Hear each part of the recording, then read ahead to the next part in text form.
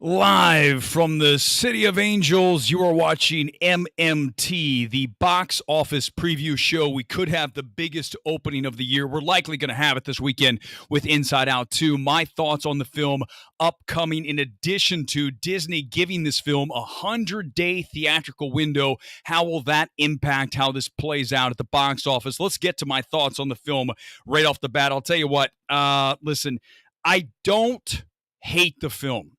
But I also am going to be largely just kind of mid tonight because I think this is a mid film. I really believe this is a mid plus film. When you talk about an Inside Out, 2015, 9 years ago now, right? You're talking about arguably the best Pixar film. If not, it's a top 3 Pixar film. This is not a top 5. I don't know if it's a top 10. I'm going to go through all of Pixar's films and try to rank this based on my reaction from seeing this a few hours ago in Dolby. Thanks you for voting on that. I got to choose. You got to choose IMAX, Dolby, or 3D. And you went Dolby, and I'm thrilled because Dolby has recliners, and Dolby's as good, if not better, than IMAX, certainly at AMC Burbank. Let's get into my thoughts about the film. I'll get into it. I'll try to stay spoiler-free. We might tangentially get close to some stuff that might be a little bit spoilery, but trust me, I won't go full on and over the line. I'll do my best to stay out of that. It's a mid-plus sequel to its far superior predecessor, but audiences aren't going to mind. I'm telling you, the audience I just sat through here at Dolby almost sold out for an afternoon screening of this film. Going to do big numbers this weekend. We'll talk about it momentarily. But they like the film. And I'll tell you, it's really about getting caught up in the nostalgia. And that's funny because one of the new emotions is nostalgia. And without giving it away, they try to keep nostalgia away. That's all I'll say. But the thing about it is there is nostalgia here. This is 9 years ago. Guys, this is not 3, 4, 5, 9 years, especially since the last 3, 4 years feels like a decade. This feels like an eternity ago. So you do have that nostalgia feel, and that is one of the big keys to why I think the film is at least mid-plus, that you do get that, rekindling of the feeling of what you initially dealt with that first film, which, again, I would argue is one of Pixar's best films. Certainly top 5. I mean, it's got to be. It has to be. Top 3. But the problem here is that I'm going to bounce around positives and negatives here as we go back and forth, is that we're dealing with sequelitis, right? Which is always going to be the case. Whenever we go back and revisit something that we already did the first time and everything was original, we're just not going to get the same feels that you did when you first took in the world that Riley, her brain and habit, and the 5 emotions that were inside of her head as they were trying to move her along in life from an 11-year-old to a 12-year-old. And as this film takes over, a 13-year-old, I mean, essentially this is Pixar's 8th grade because she's in 8th grade. And she's getting ready to go to high school. She's playing hockey, so that all stays constant. She has her friends, and she's in the first one. It's about her losing, kind of her innocence, right? Certainly no longer a little girl. She's becoming a younger, well, not necessarily a woman, but you know what I mean, a teenager. Now she's going through puberty, which, remember in the first film, they talk about hitting the puberty button. Well, guess what? We do that early, which I think works. I mean, the fact that the film is right after essentially the first, I mean, maybe a year, 6 months, whatever. Maybe we skip 7th grade. But I think that makes it feel, in a way, not as interesting as maybe it would be if she was just a little bit older. If we push her like into high school when she first gets a boyfriend or a girlfriend. It's Disney, for God's sake, right? Whatever the case may be. I think that would benefit. I think one of the things that definitely isn't here is what's missing is that emotional weight that first film really captures the emotion of, especially being a parent. If anyone out there who is a parent, that film will wreck you. and you see her losing, the ability as dad's like acting like the monkey, and she's like, not tonight, Dad, I'm not into that. And it all comes crashing down, right? All the worlds inside of her mind go falling into the chasm, which, by the way, this film has sarcasm. Oh, that might be a little bit of a spoiler, but there's one of the mid jokes here. When you look at those moments where we flash through time and we have those little vignettes, that is the strength of Inside Out, the power of her kind of leaving childhood behind. And here she's leaving some friends behind as she moves to high school, and they're going to go to a different high school. And we have this, the film, I'm not in love with the whole story here. Quickly, the story deals with Riley going off to a hockey camp for a summer. It's the middle of the summer. She's taking a hockey camp with her friends. She finds out the friends are no longer, this is kind of spoilery, but just trust me on this. I'm not going to ruin it. They're going to different schools, so she wants to hang out with the cool older girls on the hockey team. And it's about her trying to bridge the gap between her old friends and her new friends, and then, becoming a 13-year-old and going through puberty. I think the jokes here are not that great. I mean, there's some mildly humorous stuff. There's something with a Dora character. It's clearly a riff off Dora the Explorer, right? Instead of backpack, isn't that what it is she has? Instead of that, you have pouchy. So there's a pouch, and the pouch shows up and says, how can we get out of this? Here are 3 things: rope, and it's an eyeglass, or dynamite. And that's mildly funny. But the problem is that it's reused a couple times, and then it really doesn't hit the moments that I was looking forward to hitting. I just watched the last one last night to refresh myself after 9 years, and it's not even a contest. This by far is not as strong as Inside Out 2015.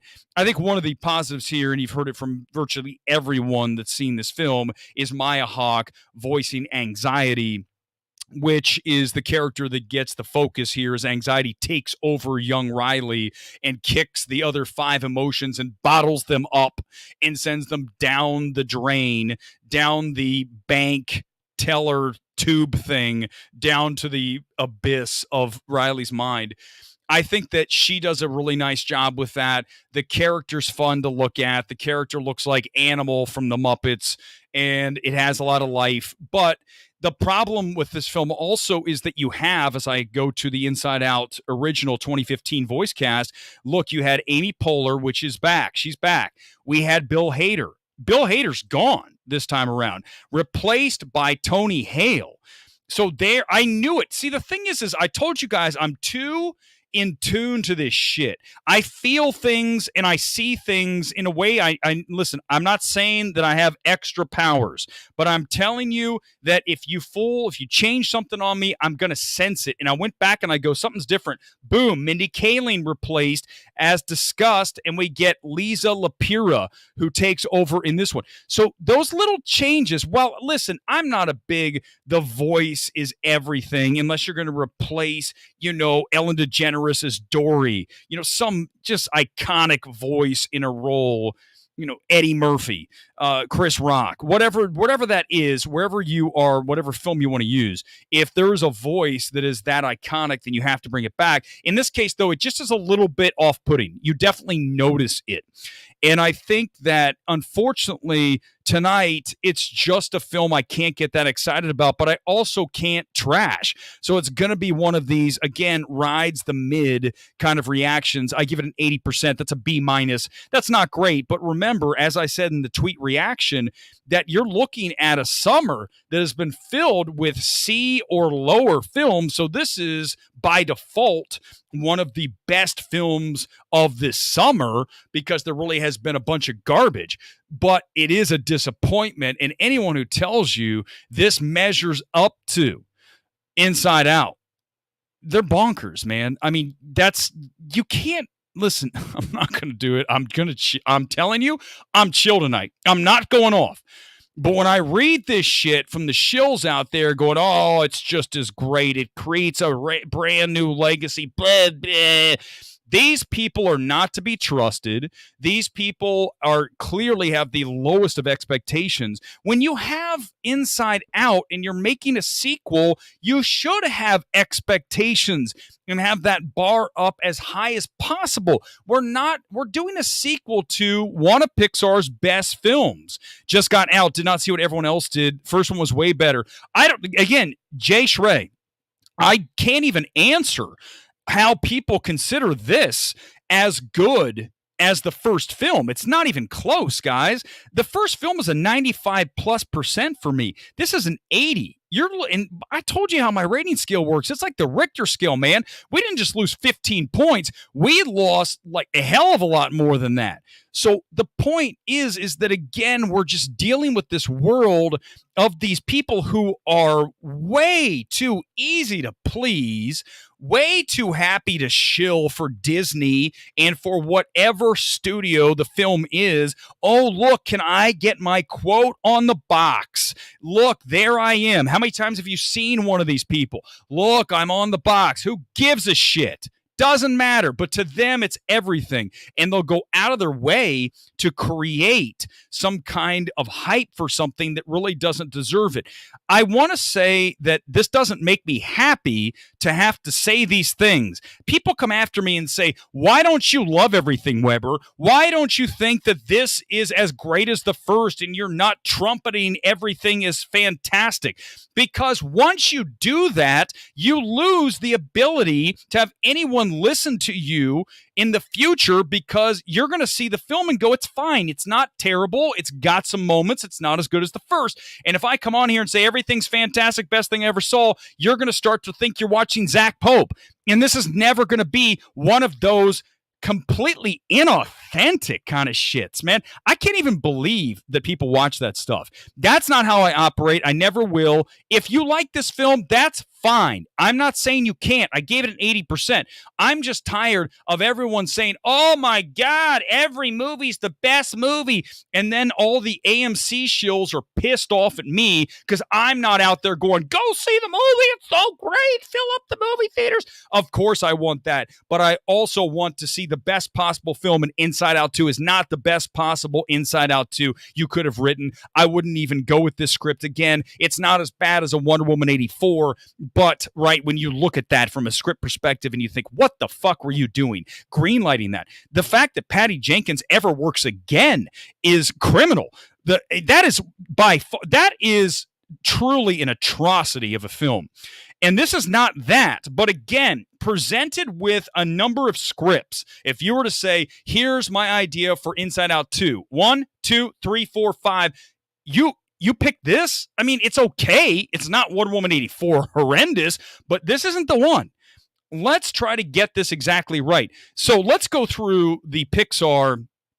I mean, I probably did just give away the plot for Inside Out 3, which after this film opens to a huge number, I'm sure we're going to get. We'll talk about that momentarily. Again, 100-day window on this, which is amazeballs, right? I mean, listen, if there's one thing I have hammered on this channel is what?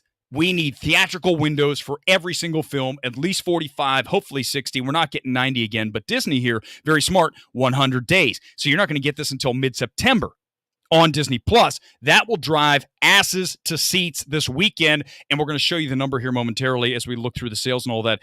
Tao Ni Chi won't be seen as my interest in Pixar is gone for a long time, and I understand how you feel like that. Let's look at the most recent output by the studio, and I'll go through and tell you, is this film better or worse? This film is better than Elemental. Elemental is forgettable. I think, wow, you talk about an unoriginal, unfunny film. Elemental had the possibility of being great, and it's got, talk about a mid-minus script. Elemental. Lightyear, obviously, we don't need to talk about that. Turning Red, completely overrated film. That was one of the most annoying Pixar films I ever had the displeasure of watching on a screener here during COVID. Luca, I like parts of, don't love. I think Inside Out 2 is better than Luca. For me, definitely not better than Soul. Soul is a far stronger film. Soul is one of Pixar's best, because you have that spiritual aspect to it, which, of course, Inside Out taps into as well. But I think the other thing that makes Soul, the best, one of their best, is by far is the Reznor Ross score. that score is one of the best ever for an animated film. It should have won. Did it win best animated? Did it win score that year? I tell you, it just goes by so fast. Onward.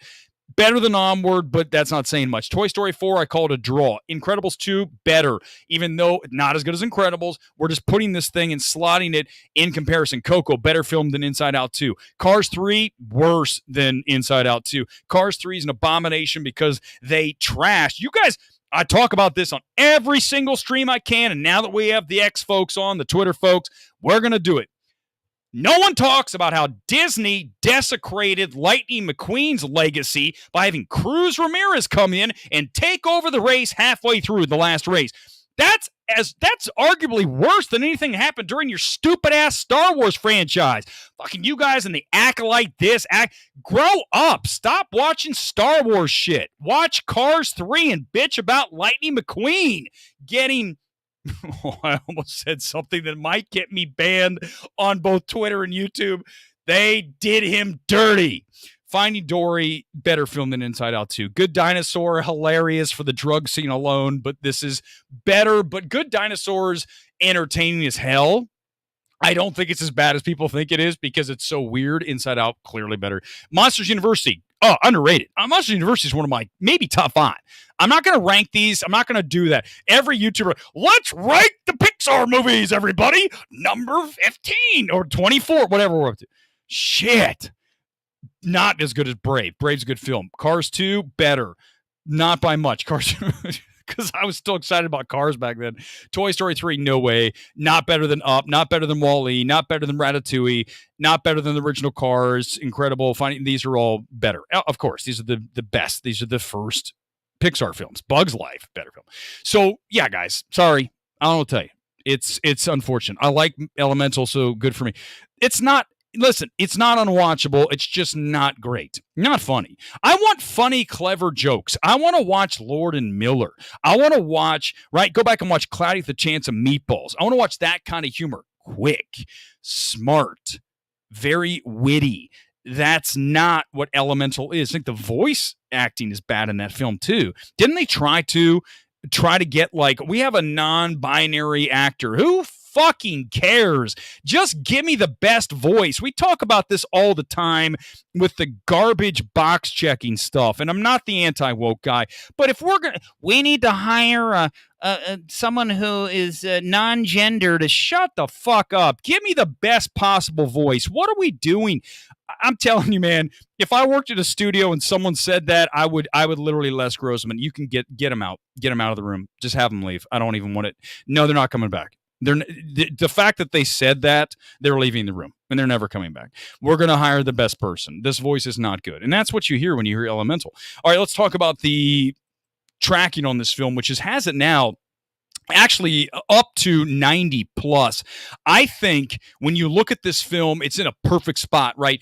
We had Garfield movie and If both underperformed. They're doing okay on the long haul because there's nothing else to see, but there hasn't been a massive opener like over 100 million since Barbie, guys. We got to go all the way back. Let me pull it up. This is how long it has been since we have had $100 million opener, all the way back to July 21st through the 23rd, back in 2023, when Barbie was at 162, Oppenheimer at 82.5. I mean, listen, we'll probably never see anything like that again. I remember the weekend those things opened and we went up to the box. I went there multiple times that weekend to see Oppenheimer in 70 millimeter and every single format that I could. I only saw Barbie once. That was enough for me. I didn't hate it. I just don't love it. I mean, Oppenheimer's something you want to watch. I've seen it 4 times. I saw it with the live score with Ludwig Göransson. Kidding me? One of the best experiences I've ever had. Okay, so when you look at that, it's how long it's been. So we're looking at essentially almost a year, right? Almost a year we had a $100 million opening film. Let's do a quick sales check, and then we will give us our number here. And here we go. This is Inside Out. We check the 8:30 IMAX going off in 10 minutes here at my home theater, Burbank. AMC, one of the biggest AMC complexes and the number one AMC typically on a weekend-by-weekend basis when it comes to the number one film. Someone took the first center front seat. How about that? God, Crazy. That's not where you want to be. You could be in row 4. I like row 4, but you cannot be in row 1. Okay, and then you look at this. That's really nice. That's a really solid turnout for animated, quote, family film. Remember, this is not your typical animated family film. This is a nostalgia play for everybody, but especially for the young kids who saw this film 9 years ago. Let's say you're 8 years old and this thing comes out 17. You're going to have a bunch of, are they millennials? Or the Gen Zs. The Gen Zs. Is there one after Gen Z? Whoever So anyhow, they're all going to go because they watched this film when they were young, right? They watched it probably on DVD when they were 3 or 4 years old. Mom put on Inside Out. A little bit heady for them, but they still watched it. They're familiar with it. That's going to drive business. Plus, you have all the Gen Xers like myself and everybody else in between that is going to see this film. Remember, all the early reactions were saying this is a film for all ages. That means toddlers all the way up to 104. So everybody's included here, but no, in seriousness, it is true that this is going to be a very large demographic. When you look at how this film is going to shape up from all different angles, from ages, from races, to whatever sexes, whatever you want to throw in there for the demographics, it's going to be very diverse because of what I said. You've got people that remember this film and have seen it over the years and do consider it one of the best films in Pixar's, is it 24 films or 25 films, whatever the number is now. It's definitely the first one's one of the best. Okay, let's look and see what we have. Let's do one more check. We did Burbank. Let's check Universal. As we head there and we get the 9 o'clock IMAX, one of the biggest screens. That's huge. That's really strong for a 9 o'clock. Again, family, quote, skewing film. That is very big. Much bigger than we saw for Ride or Die. Remember, Ride or Die opened with 56 plus. So this, here's my number. I don't need to see anything else. Let's just stop now after doing our seat check. And I'm going to give you a number that is never going to happen. Now, here's why it's never going to happen. Because no studio would ever report this number. And when I tell you the number, you guys guess right now. Gone Girl, if someone guesses right now, what number am I going to throw up there? Because no studio would ever report this number. They would bump it up. That's my biggest hint for you. If anyone can figure that out, here it comes. Yes, my MMT projector is 99 million. You'll never see it. You'll only see 100. At that point, the studio is going to kick in $1 million of its own dollars so they can get to $100 million. That's how it works. That's how it goes. But I'm going to put it right at that century mark. I am hedging my bets and pushing slightly down. I think that based on what I just saw tonight, I pushed up. I was at 89. I just went to 99. I could see this easily go over 100 because of the audience that I saw here tonight. A really diverse, young, old, all ages. And it was, listen, for the theatrical lover in me, very exciting to see. I just saw it at 2 p.m. screening. Theater was packed. VR, welcome to the channel, by the way. Even passing by the theater tonight, it's still packed. Going to be a massive opening. Well, listen, if you're reporting that, I don't know where you are, VR, but listen, if LA is looking like that, if that's looking like where you are, Midwest, this is going to be a film that's going to do well everywhere. It's not just going to do well in the Burbanks, the New Yorks, in the, anywhere in Orange County, LA, that whole area, Chicago. It's going to do well in Dayton and Wichita, in Panama City, Daytona, Tampa, Orlando, right? Scranton, anywhere you go, this film is going to play because it is Pixar and Pixar travels. Remember, we did talk about this. The biggest of the year, 99 million. Yes, yeah, it'll be over. Lucas, if that happens, it does win because it's 82.5 for Dune. This will get past that. This easily gets past 82.5. If it gets past 100, it's even a bigger win. Here is the only concern, but it feels like it's not being adhered to. Remember all the Disney, Disney's woke, we hate it, we're never going to support Disney. Pixar feels a little insulated from that, right? You saw it last year with Elemental. Opens at 30, finishes at almost 500 million global. Pixar is a brand that, although it's under the Disney umbrella, it still feels a little bit more, as I said, insular, and it doesn't have to worry about taking the arrows that Disney typically does when anything that they touch, quote unquote, turns woke. Watch a million YouTubers, so that's all they want to talk about. I don't do that. I do hammer things that, quote, are woke because it doesn't work because it's inauthentic, but I'm never just going to say, oh, this is terrible because it has lesbians in it. What? Why? Why are you saying that? Let's watch the movie. Then I'll tell you why it doesn't good. That's all I'm going to talk. I'm not talking about Acolyte. I don't even know what the hell that show's about. I don't care. I gave up Star Wars a long time ago. I see the movies. I don't care about them anymore. I grew up with the action figures on Sunday night. I'll bring them out of the box. I have the box. I don't have them with me tonight. We'll save it for Sunday. First generation, Luke Skywalker, busted up lightsaber. I got all that shit. I'm the original nerd. I got these motherfuckers beat. All these guys back there, I'm the nerd with all my figures. I could put that shit to shame if I put it all back here, but I'm moved on. I want to watch movies like Handling the Undead. You guys are like, what the hell's that? Go back and watch the stream from Sunday night. But I think that this is going to be okay. It's going to be safe from the Disney arrows that typically land when people say this film is totally woke, man. By the way, did you notice Riley wears a rainbow sweater in the first one and the second one? Oh my God, a rainbow sweater. Oh, she's terrible. By the way, a little love tonight for the kit. Anytime that I get something this colorful in our shows, in our movies, not shows, I'm not talking about, I don't do shows. We're talking about, this is from the middle of nowhere, Mexico. Albrijes. They play in Liga MX. And let me tell you, I had to physically call the team up and say, I love your kit. Can you please send it to me? They're like, sir, we do not send them to the United States. I'm like, listen, I'm going to beg for you to send your kit for Albrijes to me, and I will pay extra for the shipping. And I convinced them with a rather substantial PayPal payment to send me the kit. So when you see these things, they come from all over the globe. I don't just wear Arsenal or Man City or Birmingham City or Wolverhampton. We are going to Albrijes in the middle of nowhere. Look it up. You'll be like, where in Jesus? I need a microscope. Where is this on the map?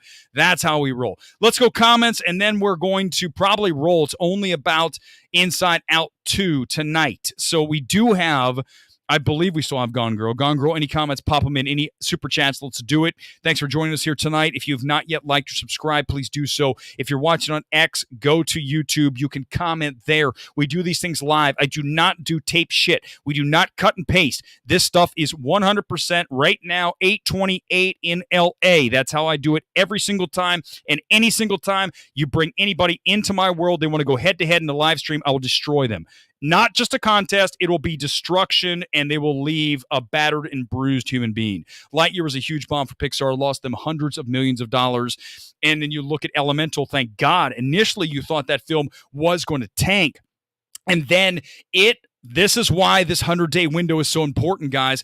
It held on because Disney said, we'll just leave it in theaters and let it stew and let it crank cash. And then eventually, as you know, it finally got to almost $500 million. So that 100-day window they have on Inside Out 2 is essential.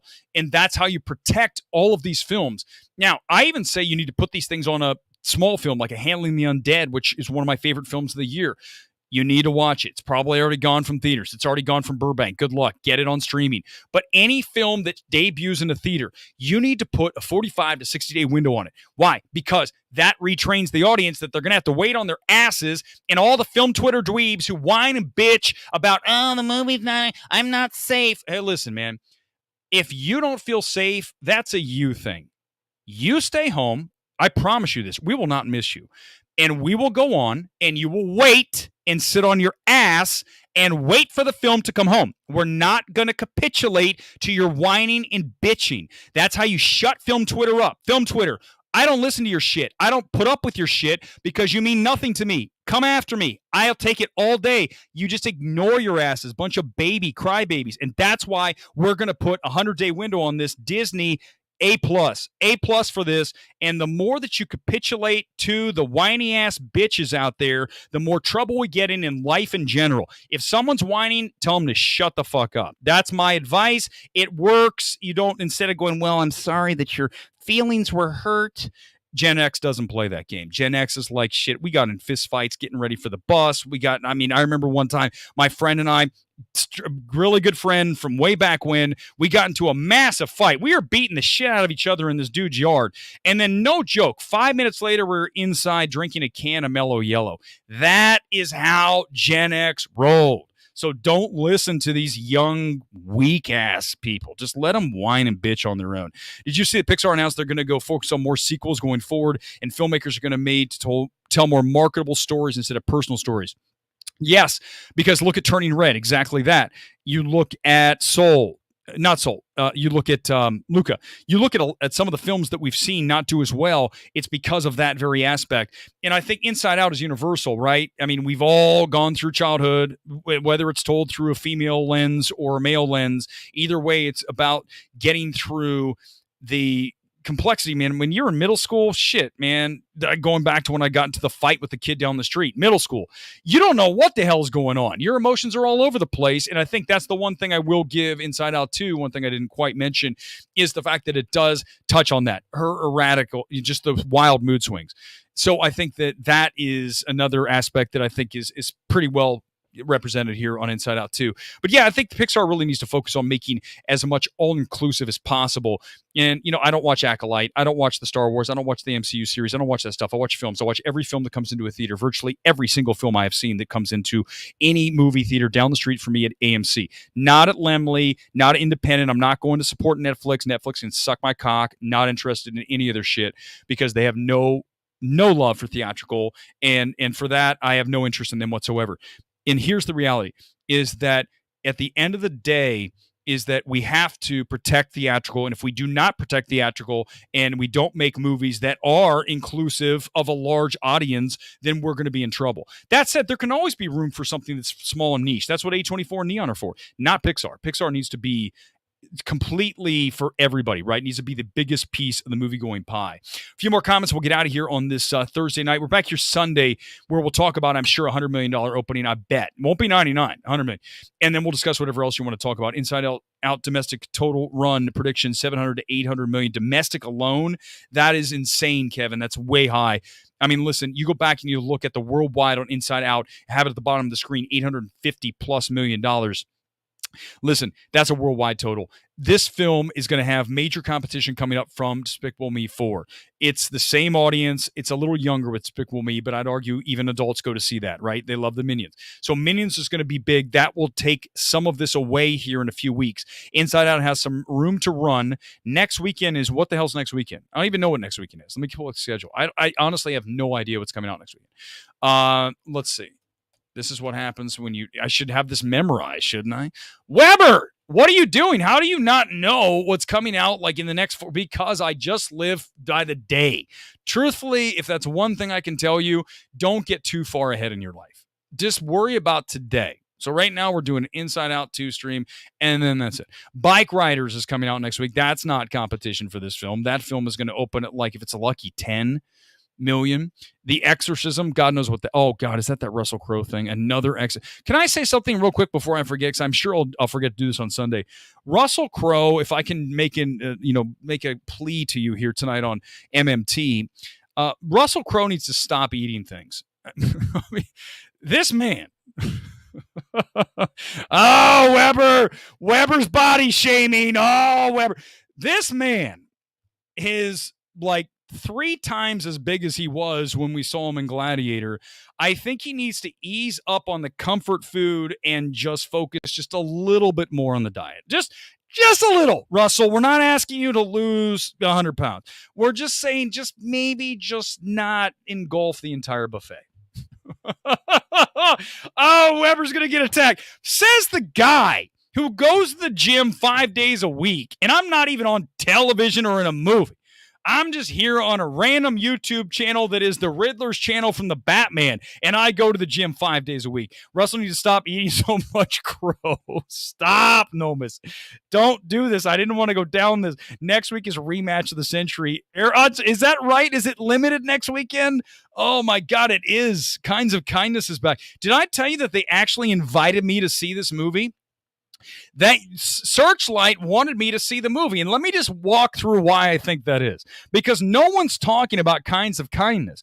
If you go back to my reaction of that film, of Poor Things, listen, I'm not saying I sold tickets. I promise you, though, that I created interest in that film where they said, man, this guy said this is Emma Stone should fire all of her agents and her managers and everybody associated for making this film. That instantly is like, what? And then, of course, film Twitter by Weber's being an asshole, taking pictures in movies. This guy's such a son of a bitch. Those people are unbelievable. Like our boy, I hope my boy's watching tonight. The biggest loser in the entire film Twitter space, Strange fucking Harbors, a man who quite literally could be AI given the interesting stuff that he puts out. Oh my God, that guy. You took a picture, a selfie during the credits. You're the worst person. But listen, here's what I think. I think they want me to see the film, so I trash it, and then they can use that and go, Weber's an asshole again. He said Yorgos is shit. The same thing happened with Beau is Afraid. I didn't even ask for this shit. I just don't want to watch a movie like Beau is Afraid or Poor Things. When I come out, I'm gonna destroy it. It's gonna be DEFCON 20. I'm gonna literally light it all up and hit the switch, and boom, they're off. Missiles are launched. I don't have time. And I don't certainly have a worry for like film Twitter. Oh no, will someone get angry at me? Could I get in trouble from one of the nerds on film Twitter hiding behind an avatar? Oh my God, that would suck. My life. I mean, seriously, who would ever be scared of anything that film Twitter has?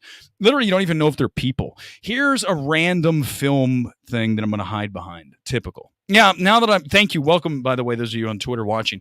I love doing this all the time on the stream because this is my joint. And I'll do it on Twitter too. I don't care. I'm going to worry about those people. So I think they want me to see the film so I can trash it. I do. I think it makes sense, doesn't it? I mean, it drives business. If I sit here and say this film is completely unwatchable, another loss, what the fuck is going on? What is all of this stuff? I heard it's sexually deviant again. I think we know this already from Poor Things. Yorgos and favorite. You look at Lobster. You look at what he does. He's definitely a deviant. There's something. Yorgos Lanthimos is not a normal dude. Yorgos Lanthimos doesn't he partakes in some weird shit. You can just see it. I mean, the movie I'm writing right now is not weird. It's very normal because I'm not a weird dude. I mean, yeah, I have some taste that's a little strange here and there, but in general, and not weird. Yorgos is like, what? This guy's weird. So yeah, I think that's why they want me to watch it. They want me to because it's gonna. Why do you? Okay, hey, here we go. We got people in here. Joey Baseball. Why do you vehemently defend your hatred of Emma and Poor Things when it won her? Joey? Who fucking cares? This is can we do something here, everybody? Can someone explain to me without me having to waste my words how stupid this fucking statement is? Can someone help me with this? Can someone help me with Joey Baseball and how the fact that it won an Oscar means that it is good? Are you serious? You're going to tell me that that's what validates it? Are you, dude, Joey, you've got to be kidding me. I don't care if a film has 1,000 awards, if it won 50 Oscars, which is impossible. I am not going to say that's why it's good. I got news for you. Social Network didn't win Best Picture or Best Director. Guess what? It was the best of the year.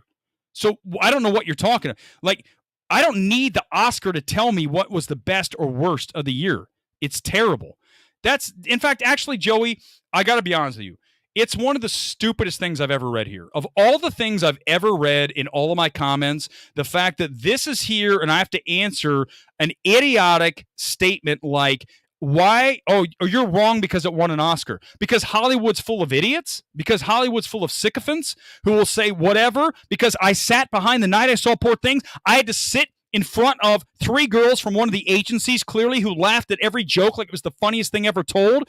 And I had to watch Ruffalo, the most embarrassing performance, by far a Razzie performance. I don't care if it was nominated. This town is just like, oh, you're so great. When's the last time this town said someone's terrible? When's the last time? They never do. Never. No one said Patty Jenkins' Wonder Woman 84 is an abomination. You didn't even see, did you see No, you didn't even see him come out when he took over, when Gunn took over DC. He just said, you're not coming back. You didn't see him go, oh, this is the worst film ever, because that's not how Hollywood plays. Because if they could, they'd say it. Every time I get DMs 24 hours a day from people, I wish I could say that. Man, you're 100% correct. Dead on about that. So don't come in here telling me that shit, Joey. Bounce Joey. Get him out of here. Bounce him. I don't ever want to see Joey again. Get him out. Because these are the film Twitter shitheads that I have to deal with all the time. And I swear to God, they literally are the worst. I can't. I'm not going to do this tonight. I can't even comprehend how someone is that fucking stupid. I can't even get there. Like, it's impossible. Oh, it won an Oscar, therefore it's good. Oh, that's right. I'm sorry. You're right. No, that's not exactly how it works. And by the way, I think I saw it here. Someone already had that. Lily Gladstone should have won. Gladstone should have won because, first of all, I always talk about this, is at the end of the day, and I don't even think Emma Stone is terrible in Poor Things. The film is the problem, not Emma Stone's performance as that character. The problem is that Emma Stone's already has her Oscar. She's done it before. And when in doubt, you do want to give it to the person who will likely not be there anytime soon. Now, there are exceptions to that. And the big one, and I know people are coming in right now saying this, and I should say this for Sunday. I'm only doing this for one more second. The big one is you go back and you look at Tar. The difference between what I just said with Lily Gladstone and Emma Stone. Emma Stone in Poor Things is not Cate Blanchett and Tar. It's not. If anyone says that, Gone Girl, bounce them all. Anybody. That is not even comparable. That is a one-punch TKO, you're dead. Emma Stone, we need to bury you, you're dead. Cate Blanchett, champion. The fact that Cate Blanchett did not win an Oscar makes Joey Baseball look like an even bigger dumb fuck than he already does by what he came in here saying. I mean, seriously. Everything that you said can be nullified by the fact that Cate Blanchett did not win for Tar, that Tar did not win Best Picture, that Todd Field did not win Best Director, that Social Network did not win Best Picture. I can't even believe, literally, I think your IQ is somewhere in the single digits to even come in here with something like that. Okay. Guys, I just wanted to talk about Inside Out. I'm at 40 minutes, Gone Girl. I said I'd do 30. I can't do anymore. I'm done. Ron, quickly. Good. Did you? Yes, I did. I watched it. I don't know how I watched it. I watched it somehow. I don't have Disney Plus, that's for sure. The Oscars. Thank you. I'll close with this. The Oscars is really just a circle jerk for Hollywood.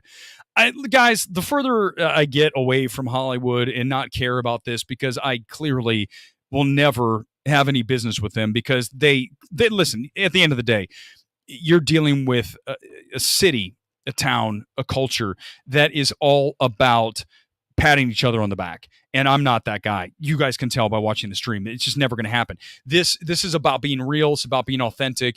And I'm not going to, ever play the game of, and we talk about it all the time, I'm never going to be a box checker or this was good because it was a female director or any of that shit. It doesn't make sense. It doesn't even register with me how someone thinks that way. How do you decide that you want to go out of a movie and say this movie's great and it's even better because it's directed by a woman? Did you notice the other night when I talked about Handling the Undead, I mentioned it's directed by a woman? Did I ever say that was any part of why I think that is one of the best films of the year? And my estimation, a future horror masterpiece. Has nothing to do with it. But if you listen to half of film Twitter, if you listen to half of the critics out there, remember I told you that one critic who writes for LA Times or whatever, I forget her name. I don't have it here right now. I can find the review. She had a review for the Charlize Theron film that was for Netflix, the action film. It was directed by a black female, if I'm not mistaken. And in the interview, she says, this is a win because it's directed by a black female. I'm like, no, it's not. No. It's a good film or it's not. That's you can mention that like as a side that has nothing to do with the evaluation. Nothing. 0% of the evaluation has to do with that. I mean, that's the thing. I can't wrap my head around someone saying this is great because it's directed by a woman, because it's directed by a minority, because it's directed by a white guy. It doesn't register in my head. That's whack. Don't think like that. That's not how we operate. We operate on merit, period. That's it. There's no other way to do this. I don't care if Inside Out 2 was written by trans. Doesn't matter. Don't give a shit. Is it good? I don't care what the sexual orientation of the writer or director is. Why do you? You shouldn't care. We only care about merit. That's it. Katie, thank you. It was Katie Walsh. Go read Katie Walsh's review. We need to celebrate. No, we don't. We're not. If I came on this channel and I said we need to celebrate St. Maud because it's directed by a woman, you guys would be like, I'm turning this shit off. This is pathetic. But yet Katie Walsh and half of these critics will say shit like that, and you go, oh, they're so great. They're so smart. The bilge beauty of the world. Oh, they're so brilliant. Those critics are so learned because they virtue signal. And virtue signaling is the number one thing to do. Not here. It's not. Never will be.